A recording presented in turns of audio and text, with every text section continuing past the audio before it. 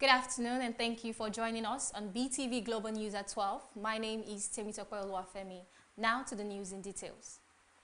The U.S. Justice Department is filing a lawsuit against California over new congressional maps that voters approved in an election last week. The new maps favor Democrats and aim to conceal out gains made by Republicans through recently redrawn voting districts in Texas. Attorney General Pam Bondi accused California Governor Gavin Newsom of a brazen power grab using radically gerrymandered maps. California voters overwhelmingly approved the redistricting bill known as Proposition 50, giving Democrats an advantage in 5 new congressional districts. Bondi accused Newsom of attempting to entrench one-party rule and silence millions of Californians by pushing the new congressional district boundaries. The Justice Department filed the complaint in a California federal court on Thursday, aiming to block the new maps. Federal prosecutors accused the Democratic Governor and Secretary of State, Sherry Weber, of mandating racial amendments to the U.S. Constitution. Gerrymandering, the redrawing of congressional districts to give a party an electoral advantage, is legal in the U.S. but unconstitutional if it is based on race. The Justice Department cited substantial evidence that California legislature created a new map in which Latino demographics and racial considerations were predominant.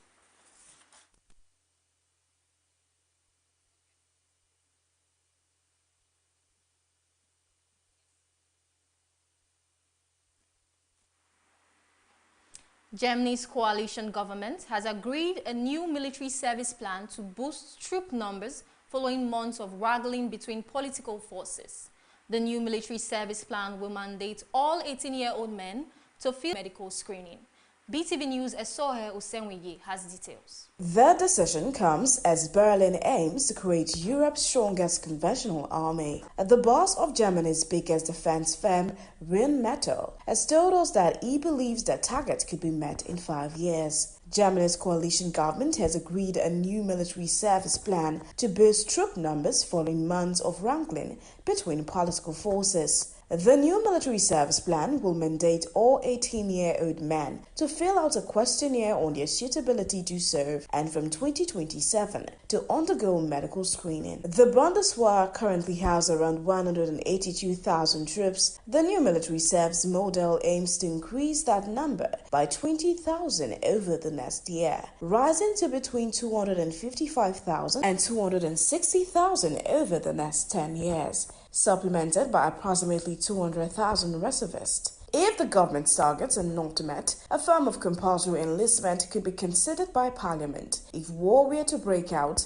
the military would be able to draw on the questionnaires and medical exams for potential recruits. Some within Germany's political left remain deeply opposed to mandatory services. Many young Germans are wary and a significant majority oppose it. A recent Forces survey for Stern magazine suggested while just over half of respondents favored compulsory service, opposition rose to 63% among 18 to 29-year-olds. Meanwhile, 21-year-old Jason signed up as a new Bundeswehr recruit earlier this year because of the current security situation. Lawmakers are expected to vote on the plan by the end of 2025.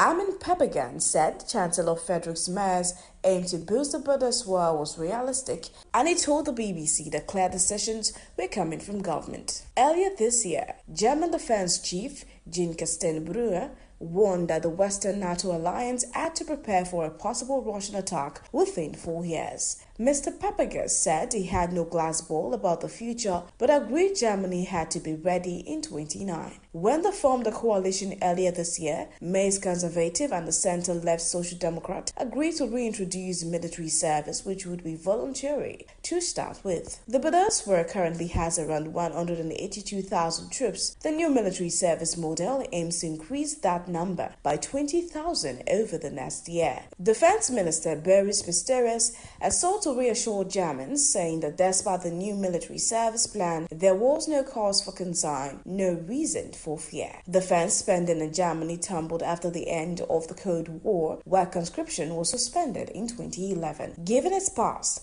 Germany has long been shy of showing military might, but earlier this year, Friedrich Merz announced that the rule for German defense now has to be whatever it takes following Russia's full-scale invasion of Ukraine. NATO countries across Europe have come under pressure from Donald Trump's White House to hike spending. European moves to reham have meant significant revenue for Real Mentor. Soher Osemegi reporting for BeeTv News. Israel has identified the hostage body returned by Hamas on Thursday as that of Meni Godam, who was 73 years when he was killed in the 7th October attacks. Red Cross vehicles collected his body hours after Hamas issued a joint statement with the Palestinian Islamic Jihad saying it had been located in the Khan area of southern Gaza. The report.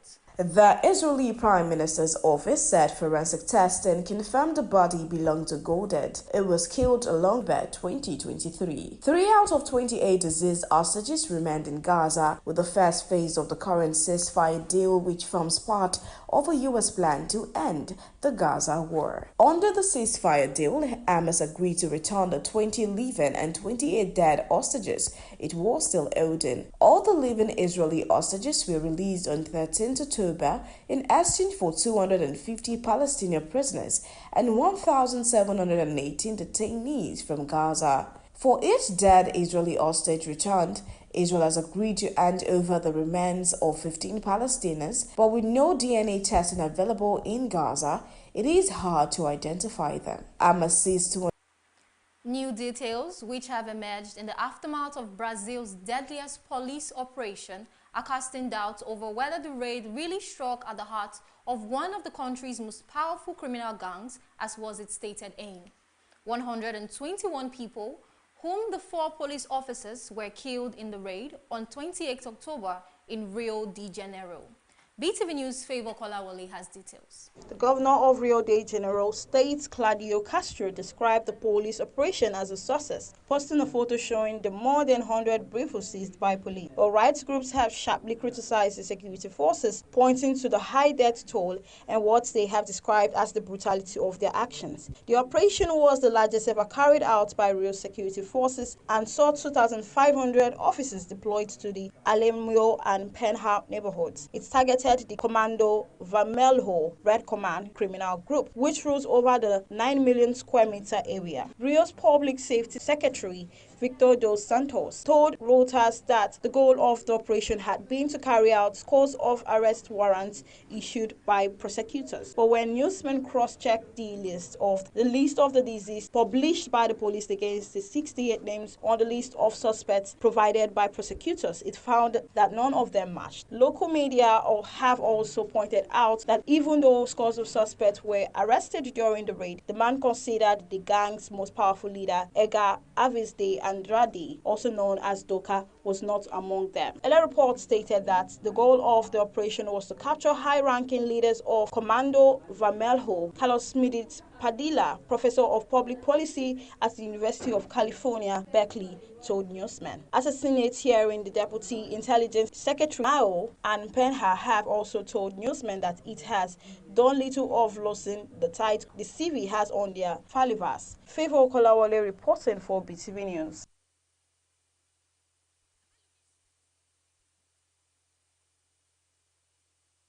To Sudan's paramilitary rapid support forces, RSF, violence against civilians. BeeTv News' Zainab Mohammed completes the details. Sudan's army accuses the United Arab Emirates of propping up the RSF with weapons and machinery sent via African nations. The UAE and the RSF have repeatedly denied these allegations. The RSF has been fighting the Sudanese army since April 2023, when a power struggle between their leaders erupted into all-out civil war. Rubio's comments are some of the most outspoken so far by the Trump administration about the war in Sudan and the actions of the RSF, but this is not clear how much impact they will have. A previous US-backed proposal for a humanitarian ceasefire in Sudan has already been violated by the RSF, even though they agreed to it last week. El Fasher was captured last month by the RSF after an 18-month siege, meaning they now control all of the cities in the vast western Darfur region. Only a small fraction of the population has managed to flee the city, where massacres are said to have taken place. Parts of the bodies on the ground and blood-stained heads are visible from space in satellite imagery. Non-Arab groups in the wider Darfur region are being systematically targeted by the RSF in what amounts to genocide, according to the US and the humanitarian group. At the talks near Nigerian Falls on Wednesday, America's top diplomats said women and children had been targeted in acts of the most horrific kind by the RSF in the El Fasher. The Trump administration is working for an end to the war together with the UAE as well as Egypt and Saudi Arabia, who are allies of the Sudan's military-led government, collectively known as Quad. In September, the Quad jointly proposed a 3-month humanitarian truce, followed by a permanent ceasefire and a 9-month transition to civilian rule. The RSF waited until it had captured Al-Fasher before announcing that it was agreeing to the truce. Sudan's army says it objects to the UAE's presence in the Quad but will still consider the proposal. In the meantime, there has been no let-up in the fighting. Zainab Mohammed reporting for BeeTv News. In a popular area near the famed Las Vegas Strip was damaged after an explosive device exploded on Thursday, police said. Authorities said an improvised explosive device, IED, was detonated at Perio's Italian Cuisine, which is across the street from the city's convention center. The restaurant was empty at the time of the blast early on Thursday morning.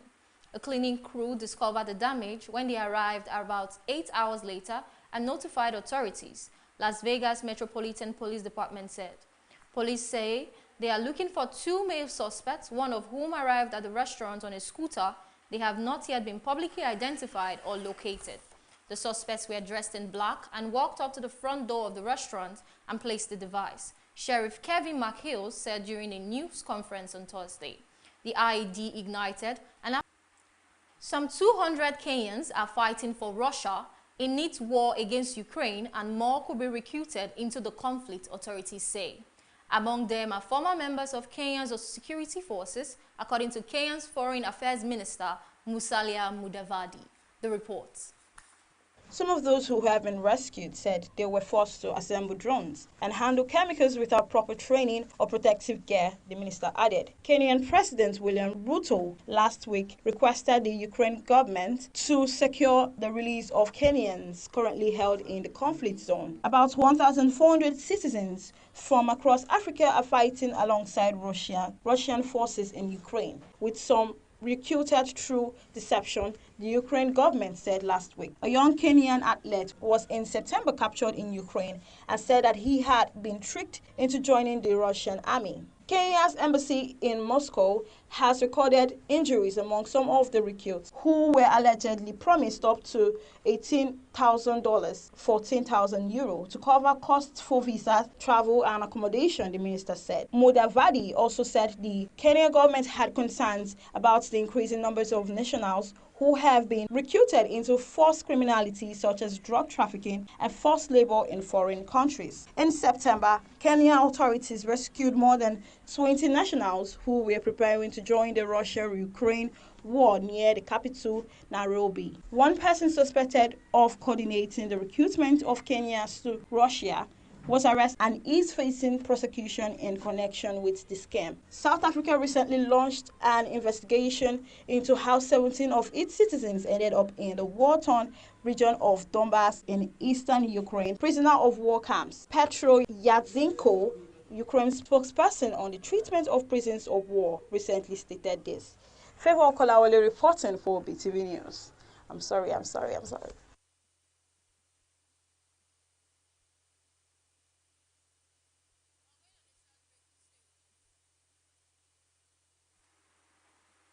While going on a short break, do stay with us.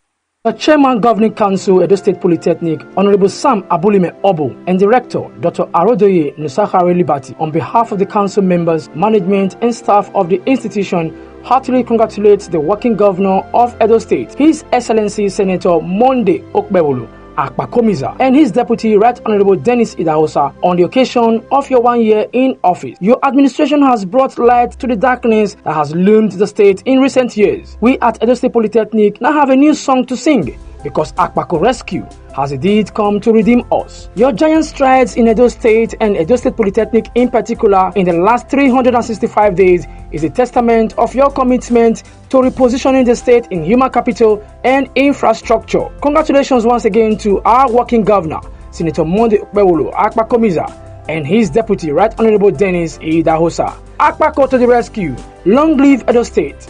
Long live the Federal Republic of Nigeria.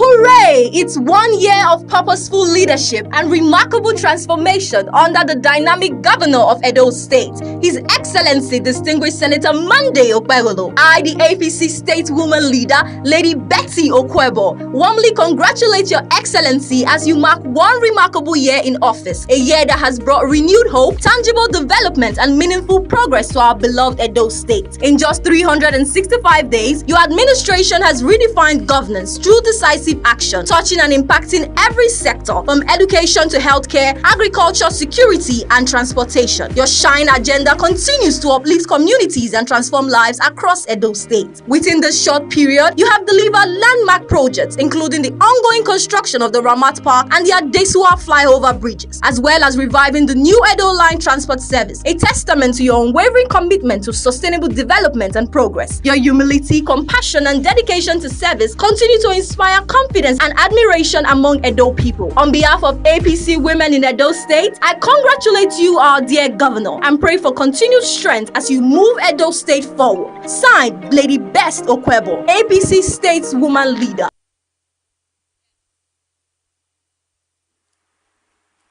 Welcome back. Now to business. Beauty entrepreneur and founder Miria G Global Enterprise Limited, Pearl Obani, has emerged winner of the 10th edition of the Next Titan Nigeria, receiving a 40 million naira grand prize at the finale in Lagos. Obani outperformed other finalists after 10 weeks of business challenges and boardroom eliminations. The report. Her leadership and innovative contributions to building a sustainable beauty manufacturing ecosystem in Nigeria earned her the judges' top decision. She plans to channel the prize money into expanding Mirial G, which specializes in locally produced beauty products, formulation, training, and brand development for emerging entrepreneurs. The anniversary season themed Be Unconventional attracted thousands of applications nationwide,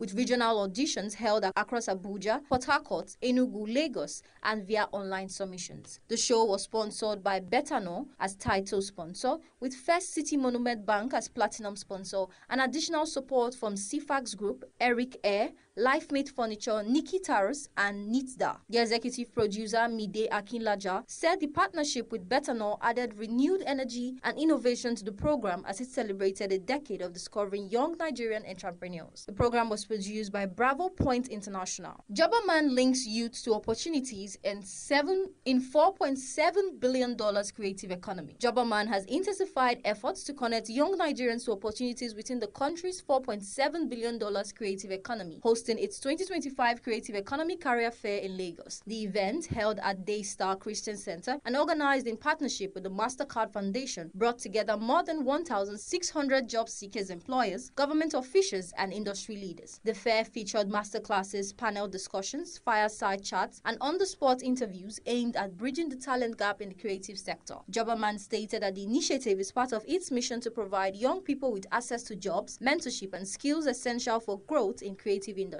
Speakers also underscored the importance of youth empowerment and global competitiveness, while Jobberman reaffirmed its commitment to connecting Nigerian youth with meaningful opportunities that can drive innovation and economic growth. Rwanda reaffirms economic cooperation with Nigeria. The government of Rwanda has restated its commitment to strengthen economic cooperation with Nigeria and expanding investment opportunities across key sectors. This reaffirmation was made during the Invest in Rwanda partnership with the Lagos Chamber of Commerce and Industry, LCCI. The event was held alongside the 2025 Lagos International Trade Fair. Rwanda's High Commissioner to Nigeria, Christophe Bazivamo, highlighted Rwanda's investor-friendly policies, regulatory stability, and supportive business environments designed to attract Nigerian and African investors. He noted that highlight increasing participation of Nigerian businesses in Rwanda's economy and urged deeper bilateral engagement. The LCCI reiterated its commitment to advancing cross-border trade and business-to-business partnerships, citing the 2024 Memorandum of Understanding signed with Rwanda's Private Sector Federation. Now to entertainment.